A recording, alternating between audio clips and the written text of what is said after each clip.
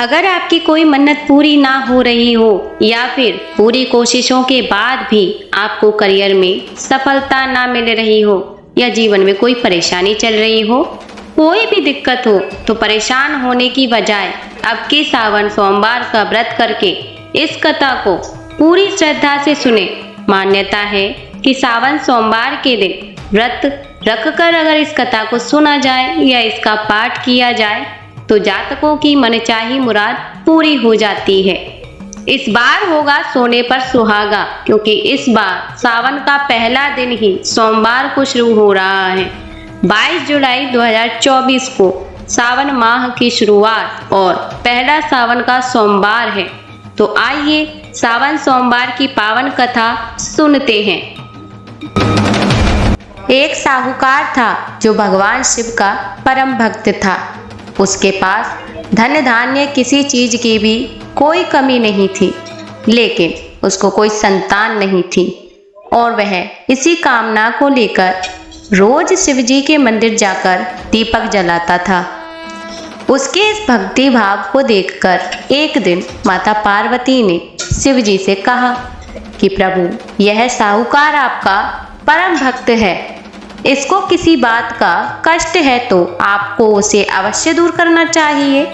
शिवजी बोले कि हे पार्वती, इस साहूकार के पास पुत्र नहीं है, यह इसी से दुखी रहता है। माता पार्वती कहती हैं कि हे ईश्वर, कृपा करके इसे पुत्र का वरदान दे दीजिए। तब भोलेनाथ कहते हैं कि हे पार्वती, साहूकार के भाग्य में पुत्र का योग नहीं है। ऐसे में अगर इसे पुत्र प्राप्ति का वरदान मिल भी गया तो वह केवल 12 वर्ष की आयु तक ही जीवित रहेगा। यह सुनने के बाद भी माता पार्वती ने कहा कि हे प्रभु, आपको इस साहूकार को पुत्र का वरदान देना ही होगा, अन्यथा भक्त क्यों आपकी सेवा पूजा करेंगे। माता के बार बार कहने से भोलेनाथ ने साहूकार को पुत्र का वरदान दिया, लेकिन यह भी कहा कि वह केवल 12 वर्ष तक ही जीवित रहेगा। साहूकार यह सारी बातें सुन रहा था, इसलिए उसे ना तो खुशी हुई और ना ही दुख। वह पहले की ही तरह भोलेनाथ की पूजा अर्चना करता रहा। उधर सेठानी गर्भवती हुई और 9वें महीने में उसे सुंदर से बालक की प्राप्ति हुई। परिवार में खूब हर्षोल्लास मनाया गया, लेकिन साहूकार पहले ही की तरह रहा और उसने बालक की 12 वर्ष की आयु का जिक्र किसी से भी नहीं किया।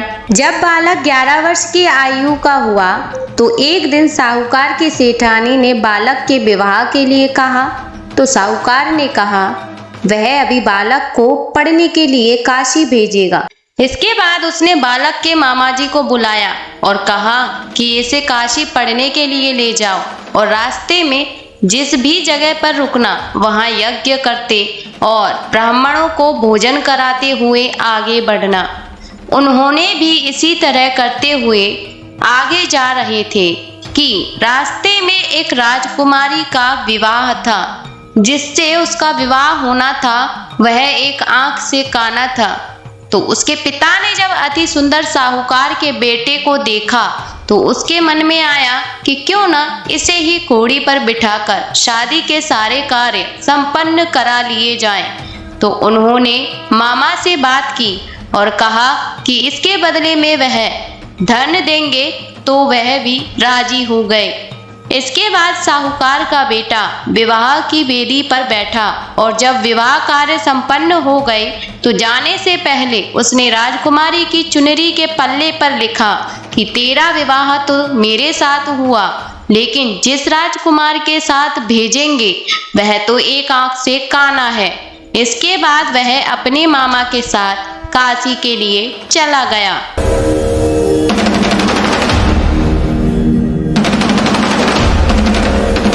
उधर जब राजकुमारी ने अपनी चुनरी पर यह लिखा हुआ पाया तो उसने राजकुमार के साथ जाने से मना कर दिया।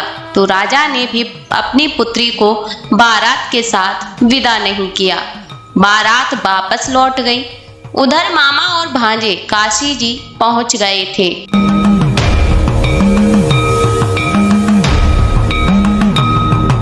एक दिन जब मामा ने यज्ञ रखा था और भांजा बहुत देर तक बाहर नहीं आया तो मामा ने अंदर जाकर देखा तो भांजे के प्राण निकल चुके थे। वह बहुत परेशान हुए, लेकिन सोचा कि रोना पीटना मचाया तो ब्राह्मण चले जाएंगे और यज्ञ का कार्य अधूरा रह जाएगा। जब यज्ञ संपन्न हुआ तो मामा ने रोना पीटना शुरू किया। उसी समय शिव पार्वती उधर से जा रहे थे तो माता पार्वती ने शिव जी से पूछा, हे प्रभु, ये कौन रो रहा है? तभी उन्हें पता चलता है कि वह भोलेनाथ के आशीर्वाद से जन्मा साहूकार का पुत्र है। तब माता पार्वती कहती हैं कि हे स्वामी, इसे जीवित कर दें, अन्यथा रोते रोते इसके माता पिता के प्राण निकल जाएंगे। तब भोलेनाथ ने कहा कि हे पार्वती, इसकी आयु इतनी ही थी सो वह भोग चुका है। लेकिन माँ के बार बार आग्रह करने पर भोलेनाथ ने उसे जीवित कर दिया। लड़का ओम नमः शिवाय करते हुए जी उठा और मामा भांजी दोनों ने ईश्वर को धन्यवाद दिया और अपनी नगरी की ओर लौटे। रास्ते में वही नगर पड़ा और राजकुमारी ने उन्हें पहचान लिया। तब राजा ने राजकुमारी को साहूकार के बेटे के साथ बहुत सारे धन धान्य के साथ विदा किया। उधर साहूकार और उसकी पत्नी छत पर बैठे थे। उन्होंने यह प्रण कर रखा था कि यदि उनका पुत्र सकुशल ना लौटा तो वह छत से कूदकर अपने प्राण दे देंगे। तभी लड़के के मामा ने आकर साहूकार के बेटे और बहू के आने का समाचार सुनाया, लेकिन वे नहीं माने तो मामा ने शपथ पूर्वक कहा। तब तो दोनों को विश्वास हो गया और दोनों ने अपने बहू और बेटे का स्वागत किया। उसी रात साहूकार को सपने में शिवजी ने दर्शन दिया और कहा कि तुम्हारे पूजन से मैं प्रसन्न हुआ। इसी प्रकार जो भी व्यक्ति इस कथा को पढ़ेगा या सुनेगा उसके समस्त दुख दूर हो जाएंगे और मनोवांछित सभी कामनाओं की पूर्ति होगी।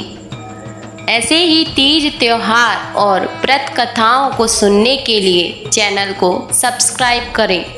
धन्यवाद।